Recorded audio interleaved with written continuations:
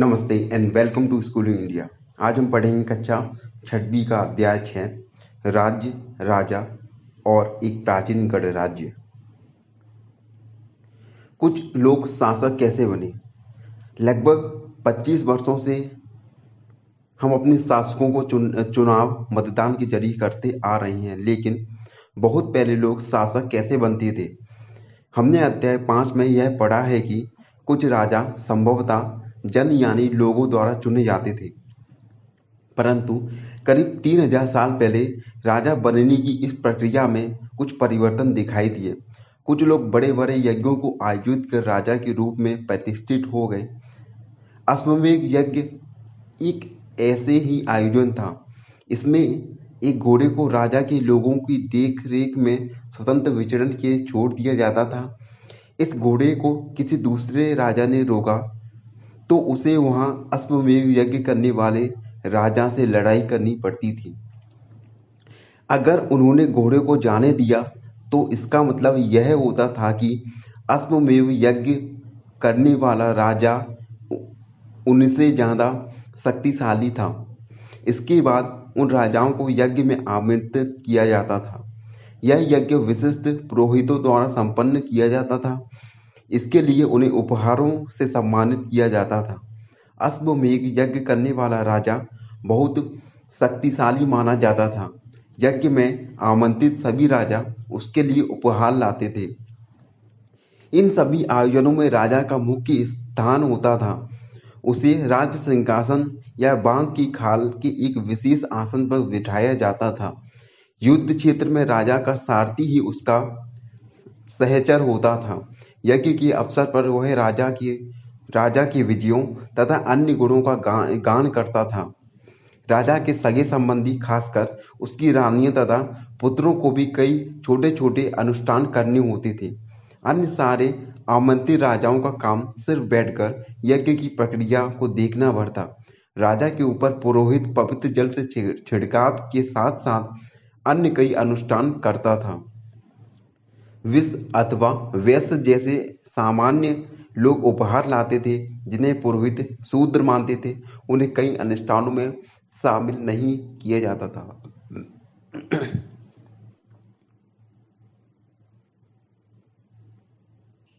जनपद। महायज्ञों को करने वाले राजा अब जन के राजा न होकर जनपदों के राजा माने जाने लगे। जनपद का शाब्दिक अर्थ जन की वसनी की जगह होता है। कुछ महत्वपूर्ण जनपद मानचित्र 4 में दिए गए हैं। पुरातत्ववेदों ने इन जनपदों की कई बस्तियों की खुदाई की। दिल्ली में पुराना किला, उत्तर प्रदेश में मेरठ के पास हस्तिनापुर और एटा के पास अंतरजी खेड़ा इनमें प्रमुख हैं। खुदाई में पता चला कि लोग झोंपड़ियों में रहते थे और मवेशियों तथा अन्य जानवरों को पालते थे। वे चावल, गेहूं, धान, जौ, गन्ना, तिल तथा सरसों जैसी फसलें उगाते थे।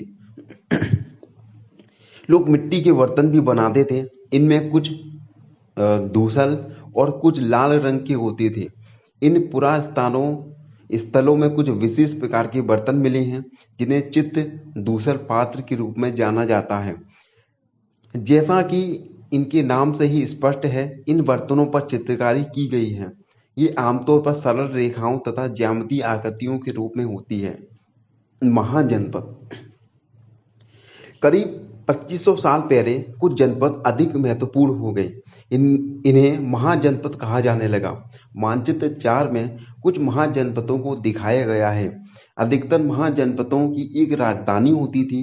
कई राजधानियों में किलेबंदी की गई, अर्थात इनके चारों लकड़ी, ईंट या पत्थर की ऊंची दीवारें बनाई गई।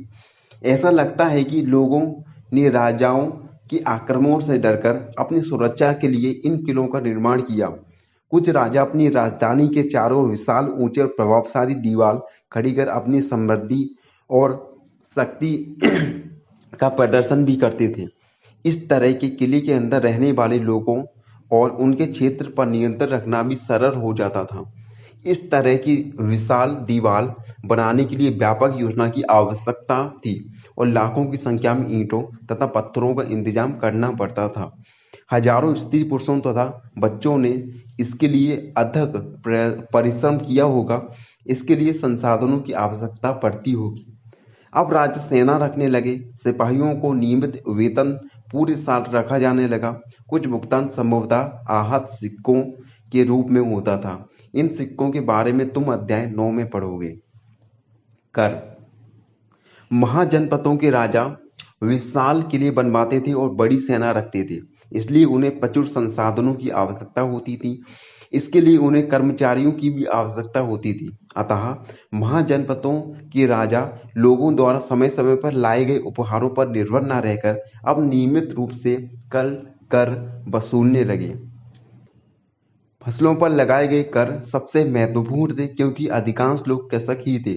अतः उपज का 1/6वां हिस्सा कर के रूप में निर्धारित किया जाता था, जिसे भाग कहा जाता था। कारीगरों के ऊपर भी कर लगाए गए, जो प्रायः श्रम के रूप में चुकाए जाते थे। जैसे कि एक बुनकर, लोहार या सुनार को राजा के लिए महीने में 1 दिन काम करना पड़ता था। पशुपालकों को जानवरों या उनके उत्पाद के रूप में कर देना पड़ता था। व्यापारियों को सामान खरीदने बेचने पर भी कर देना पड़ता था। आखेटकों तथा संग्राहकों को जंगल से प्राप्त वस्तुएं देनी पड़ती थी। कृषि में परिवर्तन।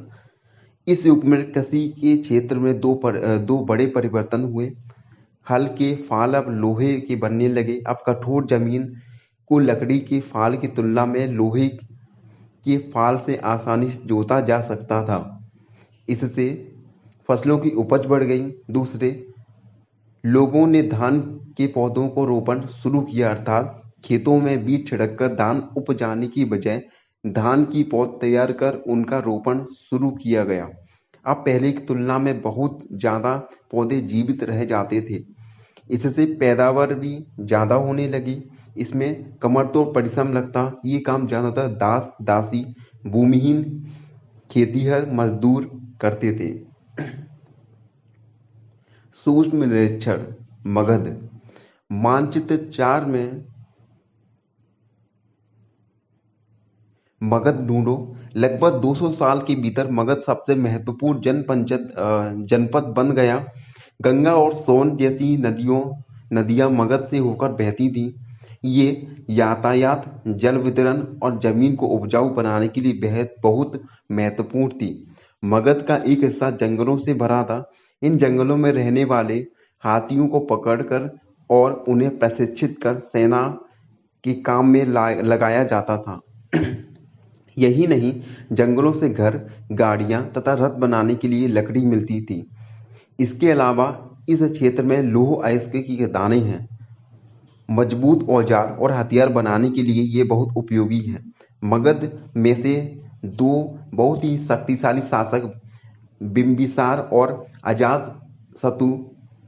अजातशत्रु हुए। अन्य जनपदों को जीतने के लिए ये हर संभव साधन अपनाते थे। महाजनपद एक और महत्वपूर्ण शासक थे। उन्होंने अपने नियंत्रण का क्षेत्र इस महाद्वीप के उत्तर पश्चिमी तक फैला दिया था। बिहार के राजगृह, आधुनिक राजगीर, कई सालों तक मगध की राजधानी बनी रही। बाद में पाटलिपुत्र, आज का पटना को राजधानी बनाया गया। 2300 साल से पहले की बात है। मैसिडोनिया का राजा सिकंदर विश्व विजय करना चाहता था। पूरी तरह सफल न होने पर वह मिस्र और पश्चिमी एशिया के कुछ राज्यों को जीतता हुआ भारतीय उपमहाद्वीप में ब्यास नदी के किनारे तक पहुंच गया। जब उसने मगध की ओर कूच करना चाहा तो उसके सिपाहियों ने इनकार कर दिया।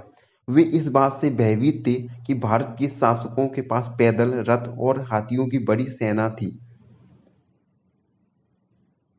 धन्यवाद।